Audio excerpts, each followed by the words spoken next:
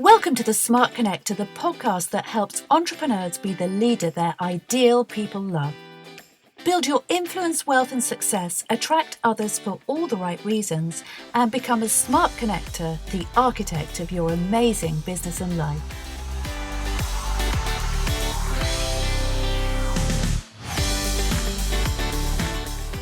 I've known Debbie Gilbert for a few years. She's an incredibly talented and prolific marketing lady, and she specialises in awards, events, LinkedIn training, social media management, networking, events, and so many other disciplines that are to do with marketing and making your profile more successful.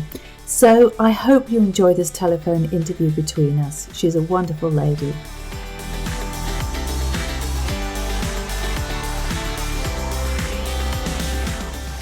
Welcome to the Smart Connector podcast. Today, I'm delighted to interview Debbie Gilbert, who's a multi-award-winning entrepreneur and #1 best-selling author. Debbie's been in business for 22 years and she owns a marketing and events agency supporting SMEs with their marketing, and she also organises business expos and business awards. So Debbie, it's so great to have you here. Welcome. Oh, thanks, Jane. That's really kind of you. And I am actually one of your clients, aren't I? Yes, you are. I know. So I can definitely say that Debbie is a great person to work with. And of course, we met at one of your networking events, didn't we? We did. Yeah, that must be about 4 years ago, maybe? Yeah, which is so great. And it's just a testament to the power of networking that you turn up to these things and you don't know who you're going to meet and half the time why you're there, really. and then you make a few meaningful connections, and then it goes on to become a profitable partnership. And that is really the power of networking. It is, you're right. And that's what a lot of people sort of don't really understand. They sort of go to one event and say, oh, networking doesn't work. I went to an event and I didn't get anything from it. And I have to stifle my laughter when people say that to me, because networking is actually about showing up on a regular basis and actually being part of a tribe. It's not about going along to one event, collecting a few business cards and never showing up again. Because if that's your approach to networking, then you'll never build a solid network around your business.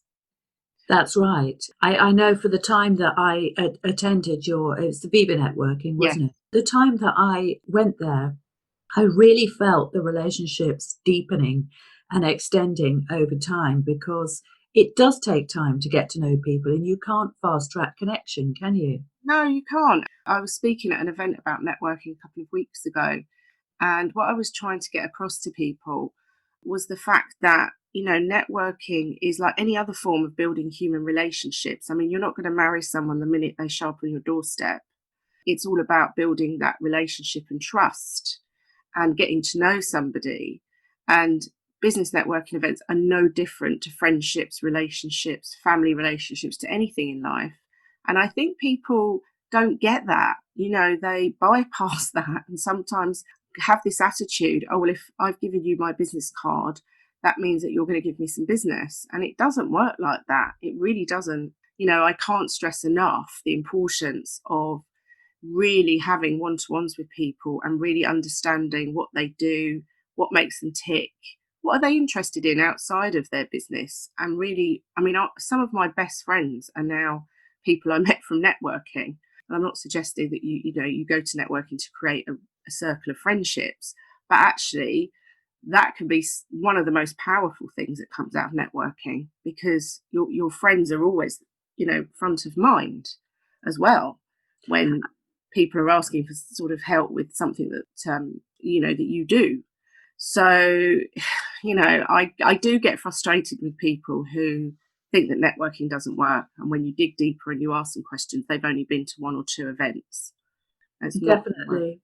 And I think it's very important to network in a focused way. And again, some people get that wrong, don't they? Because what they do is actually fast tracking people onto the things that you want from them. And in fact, it's not about that. It's about finding some common ground. Absolutely. And I think, again, one of the sayings that I use is that if everyone came to networking events to sell, nobody would be buying. And it isn't actually about selling to the room ever. It's about relationships and building those relationships long term, and seeing how much you can help other people and the connection skills that I've got. I don't see many people doing it, and I try and teach people how to think about connecting people together when there's absolutely nothing in it for them. And people look at me a bit, really? What, you'd spend 10 minutes sending an email thinking about connections that you can introduce to somebody when there's nothing in it for you? And I'm like, yeah, I would. I said, because ultimately, if I can bring two people together that can help each other, later on down the line, I will be the person they think about when somebody asks for the services that I do. And that has happened many times. I get this a lot, where people can't believe the lengths that I will go to put people together. But it's only an email, or it's only a LinkedIn connection, or it doesn't actually take me that long to do it. And, what frustrates me sometimes is when I make those connections and the other person doesn't respond to that. That happened quite recently. Really? So I introduced somebody I met a few times at a networking event, and we'd had a coffee together. And I said, oh, I'll introduce you to somebody that I know because I think they'll be good for you. And that other person didn't respond. And she contacted me about a week later and she said, oh, thanks for the email, but she's never responded. What should I do? Should I call her or try emailing again? And I said, no, it's fine. At the end of the day, if she doesn't want to follow that up, that's up to her. You can try emailing, yourself again. But I feel like sometimes that there are a lot of missed opportunities that people don't take up. And I think that's very sad. So I think if somebody ever does introduce you to somebody, even if you look at it and think, not sure whether that's going to be a good connection for me, you just don't know. And I also think some thought and care has generally gone into it because that person has gone out of their way. They're actually thinking, you know what, I think this person would be a good match for that person. And you've got to respect that. And I think always thank people that introduce someone to you. And again, I had an incident last year where I put two people together, didn't hear back. And then about 4 or 5 months later, bumped into them or one of them at an event. And I said, oh, did you? Oh, yes, I did. I connected with them and I got 12 grand's worth of business. And I was absolutely stunned that this person hadn't sent me an email or something, a text saying thank you. That turned into £12,000 worth of business. Wow. And that, yeah. And I mean, I would thank somebody just for an introduction without a monetary gain. I would say that's literally a very small percentage of people that don't acknowledge when you've done something like that. And you're not asking for somebody to kiss your feet, but just a simple text message or a phone call or an email just to say, oh, thank you. And an update's quite nice. I mean, I like to get an update. Sometimes people will email me and say, oh, thanks for that connection because they signed up with me, or I've been able to introduce them to somebody else and this is what happened. So I just wanted to talk to you about this on your podcast because it doesn't get talked about enough, that actually saying thank you and being gracious for what business you receive from somebody is really important. And it's part, again, of the relationship building process. It's really, really important.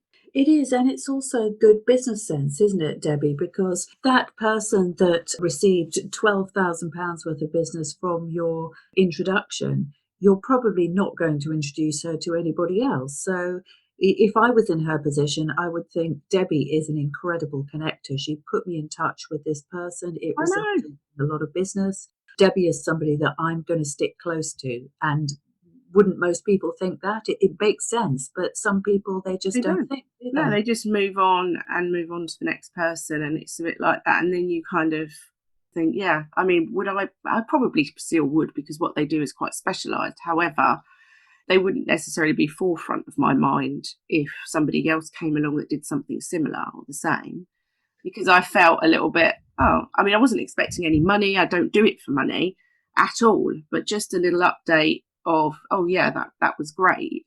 Yeah, and often I'll put people together that I think would work well together. So joint ventures, projects together. So not necessarily for an introduction that results in business, but just people that I think would work well together or have synergy. So I've put together one of the winners of my awards with one of the sponsors, because one of the sponsors is involved in a theatre, actually runs a theatre, and one of the winners of the awards has a production company.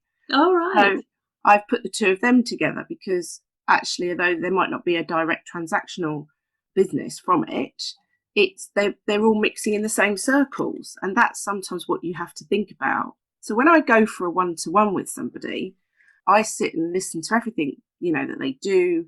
And I will have probably looked them up on LinkedIn before I go to the one-to-one, because I'll see who we've got in common. I will have looked at their website, their Facebook page, if they've got one. I will have looked at them quite thoroughly online if I've literally just met them at a networking event. And then I'll go to the meeting and listen to what they do, what makes them tick, etc. And then I will probably come away with 2 or 3 people that I would want to introduce them to. Not necessarily, as I said, for business gain, but just for potential contacts, potential, joint ventures, all kinds of things. And then I'll come back and generally do those introductions when I get back. And lots of things over the past 15 years have come out of that. Some incredible stories. So much so I'm thinking if I write another book, the book would be about those stories, because I've now got so many. Sounds brilliant. Yeah, that I feel like I don't want to write a book necessarily on networking, because there's lots of books out there on networking. But some of the things I think are missing is actual case studies and stories that people could read and think, wow, because it is just literally a conversation that can lead to so many things in life. And, if you look at, for example, the lady I was talking about who works at the theatre, or works for the theatre, I first met her 10 years ago when I went on a training course with Wenta. It's probably about 12 years ago, actually. And she was one of the trainers. And so she got me involved in Wenta with my networking company. So they then regularly referred people into Viva who came to Wenta for business advice. And then she eventually left there. She became a judge for my business awards. She and I run a networking mastermind group together. She has referred lots of clients to me over the years, lots. And then I've done some work for the theatre where she works as well, some marketing for them. So that all stemmed from her being a trainer at an event that I went to. And if I'd just gone to the event and not met up with her afterwards, nothing would have happened, would it? No, absolutely not. It is really all about connections and about people. So, Debbie, what I'd love to talk about is just hear a little bit more about you personally and how you came into this business of being a marketeer and an events business expo and business awards host and all of the wonderful things that you do now, an author. How did it all start for you? Well, it all started because back in 1998, I had a child. I was married, but I was actually separated. And I had a mortgage to pay. And I was trying to commute into London, which I did. He was born in 1994. And so I'd had 2.5, 3 years of struggling with commuting from South London into the city. And I just became quite ill with it all. And I decided to move back to Hertfordshire to be near my family, take my son with me. And unfortunately, my dad, within 2 months of me moving back, was diagnosed with dementia at 56. And then my mother got a diagnosis of multiple sclerosis. And my mum didn't drive. So my dad's license was taken off him. And at the time, I had 2 grandparents still alive who were in their 90s. So literally overnight, everything fell on me to cope with them and all of the, day-to-day issues of that. So initially, I did some work for a friend's husband for his plumbing company, dealing with his marketing. And of course, in those days, it was Yellow Pages ads, it was newspaper ad article copy, it was organising leaflet copy and getting people to deliver leaflets. And it was a very different world because the internet was just beginning to take off. So in 1998, we didn't have phones that you could do anything with apart from make a phone call and a very short text message. And the websites were in their infancy. Most businesses didn't have websites in 1998. So, I was there from the very start, really, early adopter of all this technology, and progressed and then started networking in 2005, probably. Started off with a breakfast networking group, which meets every week. So I did that for a while, but found it was quite difficult. By then I'd had another child and I'd remarried, and it was quite difficult to keep up that commitment. So after about 9 months, there was a group that had launched lunchtime networking for women. So I joined that. And I was part of that for a good couple of years, and then bought a franchise in a networking company myself and launched my very first networking groups in 2007. And that went really well. I mean, I had 5 groups and around about 150 members. But the networking landscape began to change, I would say, about 2009 with the credit crunch, 2008, 2009, when lots of people flooded onto the sort of small business market, consultants and things. And there were so many people, which was great because it meant my membership was high. But lots of people started setting up networking events. So it became quite a flooded market. And the company that I'd got the franchise with were not very good, and they didn't treat their franchisees very well. And one of the franchisees took them to court.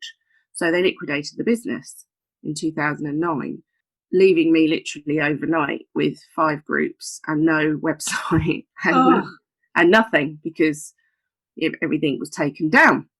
So I rebranded to Viva Business Networking, ported all the members across to that, the ones that wanted to join, obviously a newer group, because I opened it up to men as well as women, and a few people were not happy about that, but that's fine. In September 2009, it became Viva. And yeah, I grew it to, at one point, I had 15 lunch groups, but, the market became very saturated. And I felt, when I did an analysis, that actually the amount of work I was doing, and by then the marketing business was going really well, and training in social media, that actually, sometimes in business you have to make a decision as to what's best for you.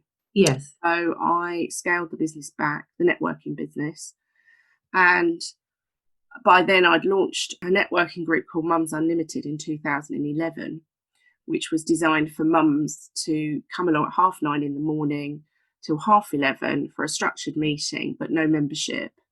Because the mums market, so the mums setting up businesses, had really taken off massively around about 2012, 2013. And I think the rise of the mumpreneur came about because childcare became very expensive, mortgages were going up, people were having to work, but travel was expensive, nurseries were expensive. And a lot of women, that I've dealt with over the years, you're doing a full-time job and ending up with £200 a month in the bank, which is ridiculous. Yeah, in this country, it's very, very hard to combine childcare and work. Yeah. So I was finding more and more women were coming to me for support to set up a business. And so I set Mums Unlimited up to support them.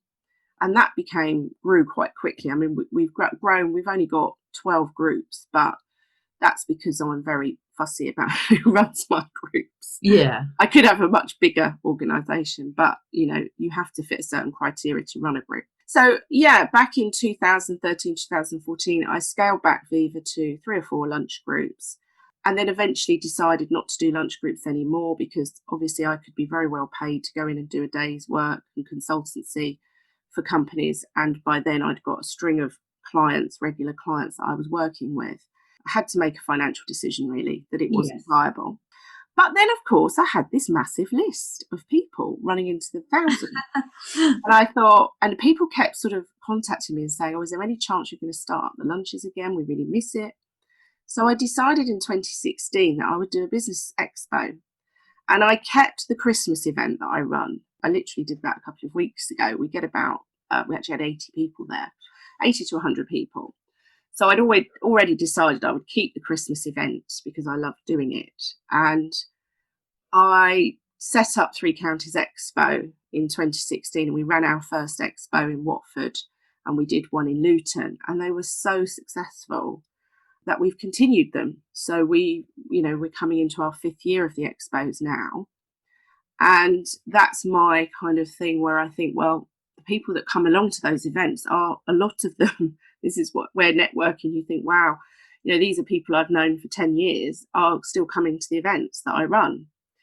And it gives them an opportunity to come and network and meet people and showcase their business.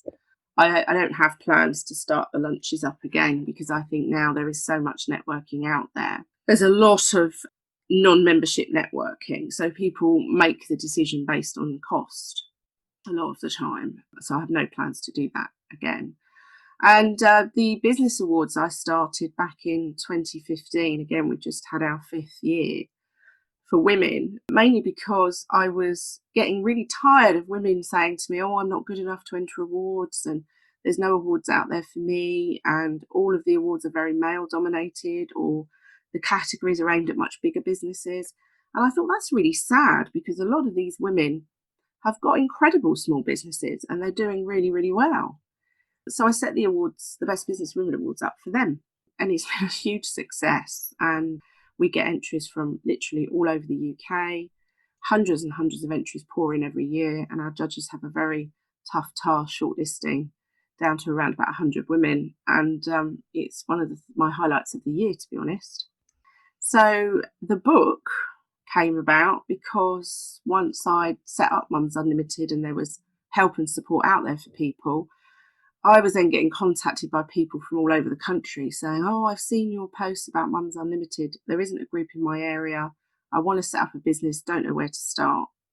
So I thought to myself, well, how can I help these people? So I literally wrote the book to be a one-stop guide to everything you need to think about.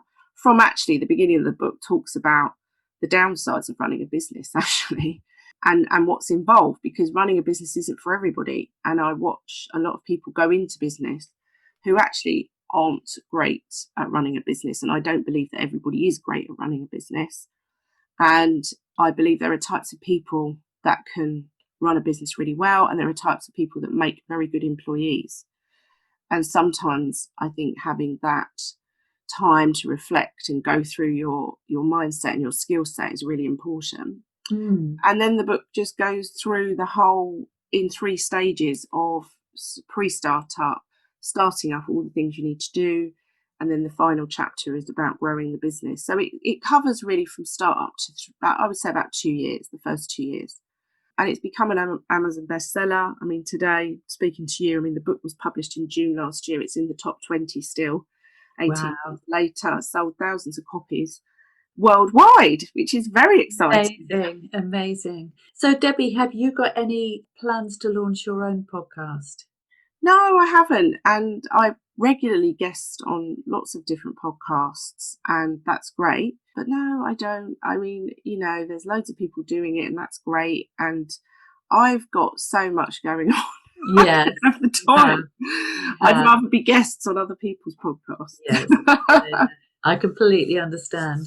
So, Debbie, let's move on and talk about the future for you. So what are your visions and your dreams for your marketing business and for all your activities, for your events and so on? Where would you like to see your business go from here on? Well, I'm 52 coming up, so I'm looking at sort of semi-retirement. Right. Yeah. I feel like I've accomplished quite a lot. I've won now 8 different business awards. The books, everything's gone really, really well. So I guess longer term, I will be looking at potentially selling Mums Unlimited to somebody in the next 2 or 3 years, probably, because I feel that it needs a younger person to lead it. So that's one thing I probably will be looking at doing. The expos, possibly we may look at a couple of other areas. We're not definite about that at the moment. And I've grown the marketing business quite a lot in the last 2 years. So I've got staff now, and we're based at Spaces. Again, I'm very I feel like, yes, I could have a much bigger team. But when I've looked at the profit margins of that, once you get into staff costs, you start to think, well, is it really worth it? Because many years ago, I had sort of 4 or 5 staff, and then you sort of look at the margins and trying to manage that number of people. So if I'm totally honest with you, I suppose my long-term plans are I'd like to buy somewhere abroad and live part of the time abroad and part of the time here. Yes. And wind down a little bit rather than grow it anymore. Absolutely. I know it sounds a bit, but yeah, I feel like I've achieved all the things I really set out to achieve. which is great, isn't it? Yeah. So fantastic, Debbie. And it's interesting what you say about running a marketing business, because I also worked in marketing, as you probably know, for around Mm, 20 years. And I ran a design agency, which we built up. We scaled very, very fast and sold to a US communications group. mm, And it is an exciting business to be in. There's a lot of adrenaline, it's a lot of fun. You definitely right at the heart of engagement, but it is super, super hard work, and mm. you have to have the energy and the focus and be willing to take all of that on and just ride with it, don't you? In marketing, it's very much that type of industry, really, isn't it? Yeah, definitely. Yeah. I mean, I've got a couple of ideas of businesses that I would like to start, but I feel I probably would carry on with the awards because I really love doing that. And the expos, the two that we've got it down to a fine art now. So it's once you're 2 to 3 years in with something, it's fairly easy to carry on with it and you've got a following. But in terms of Mums Unlimited, I think longer term it needs somebody younger. I did suggest this to the group leaders a couple of weeks ago, and they were like, "No, you can't leave. You're the sort of because of the knowledge that you've got." And I was like, "Yeah, but there are other people out there with similar knowledge to me. I just feel like my children have grown up now. They're 25 and 18, and I think the business would benefit from somebody, a little younger than me, maybe 10 years younger than me, who've got younger children, because I'm sort of out of touch with the issues that Yes, parents are faced with now. And I think yes. it's a very different beast that they're dealing with. Definitely. So I mean, in terms of expanding the awards and the expos and so on, I mean, you mentioned that you were thinking that you'd like to live abroad some of the time. Yeah. Would you consider perhaps just focusing on those and expanding them internationally, for example? Well, it has been suggested to me, particularly, funnily enough, the UAE. I've been approached by somebody who has suggested that I should take the brand to the UAE, particularly Dubai. So that's potentially on the cards. And yes, I would consider doing the awards internationally, but potentially setting up some sort of franchise, probably using the brand and the structure that I've put together. And it would be really nice to have maybe a global awards final and bring women together from all over the world. But of course, the practicality of that, it would take a lot of work and a lot of probably sponsorship and investment to do it. But it's not something I've ruled out. I mean, it's something that I've deeply considered and would like to. I've got connections with people across the world, and I've connected up with a lot of other, for want of a better word, networking leaders. So women in other countries running networking groups like me. I would like to do more to help some of the women in Africa, for example, as well. That would be Um, amazing. so I've sort of been looking at stuff like that for next year, and how we can link in with women over here and potentially, trade with some women who are, really, they're struggling, but they've got great ideas and they've got great products, and get more of those into the UK market. So yeah, I'd like to help people in more deprived areas of the world as well. Uh, and isn't it fantastic that once you've actually mastered marketing and technology, that you really our audience is potentially global. We can take anything global Yeah, if we really have the will to do it. absolutely. There are Which no boundaries now, which is amazing. no barriers, which we couldn't have done, No, 10, 15 years ago. It would no. have been so much harder, so many more barriers to entry, so much more costly. And of course, the impact is that as women in particular, people that have, we've brought up a family, we've pushed our own needs onto the back burner in many cases for decades. And that also brings us the opportunity to live a systemized, freedom based lifestyle, whilst also contributing to our own business success and giving back to other communities in the world. Absolutely. And I think I'd like to see more people doing that. Mm. And so I've been connecting up with a few people in various parts of the world. Some of them have contacted me because they've bought the book, which is amazing. Yeah. Um, so the book's had really good sales in Poland, for example, and Right. Romania and Slovakia. So people have actually just emailed me and said, "Look, I've bought the book. It's amazing. it's really made me think about what I can do to set up, blah, blah, blah. And they've sort of kept in touch with me with their progress, which is great. And then it got me thinking, I need to make more of this. And quite a few people have said, oh, are you planning to come over and maybe run an event or a conference or something? Which, again, I've had health issues for the last 18 months because I had an accident last year. Yeah. And it sort of meant that things, like I never had a book launch, would you believe? So it's amazing the book sold as well as it did or has. So it has made me think I need to go to some of the countries where the book sales have been very high.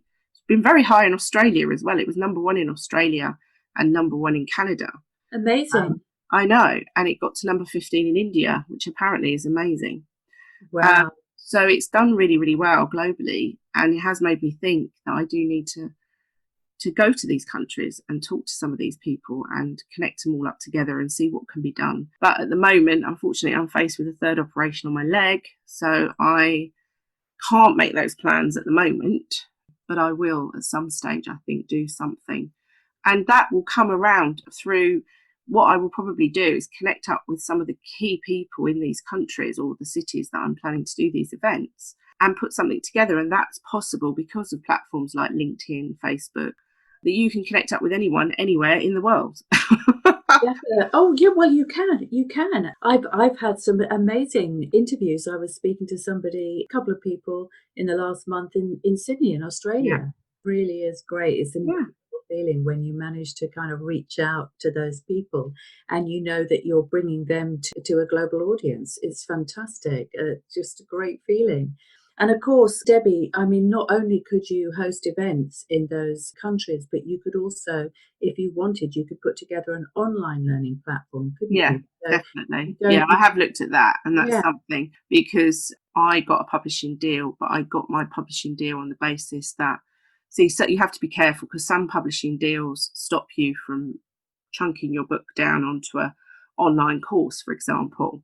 So a bit of a message out there to anyone who is writing a book, just make sure you read the small print. But my book deal was based around that I owned all the IP to it and I could do what I wanted with it without asking the publisher's permission. And I think there's definitely an opportunity to use some of the book for an online course and also put some videos together. And that is something, if I have my 3rd operation, it means I'm going to be sat at home for 4 months, then I'm looking at using that time to do that and run an online Start Up Your Business course. And I think that would work really, really well because I do get people asking me, do you have a course? And no, I don't at the moment. What a great way to spend time recovering from an operation. But I've got to make the use of the time, you see. No point in wasting it. I'm not one to waste time. And I'm not looking forward to it, having 12 weeks non-weight bearing again. No. So you really need something to occupy your time. Yeah, so I definitely think the online course is the way to go. Brilliant.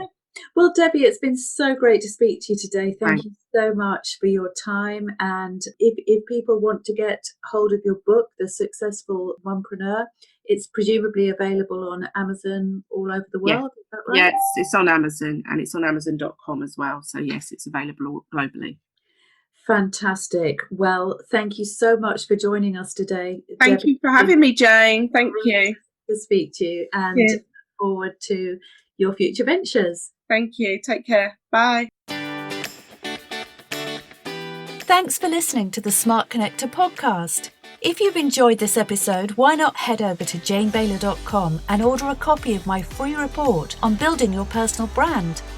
I'd love to connect with you on social media. And finally, don't forget to like and subscribe to my podcast so that you never miss a show.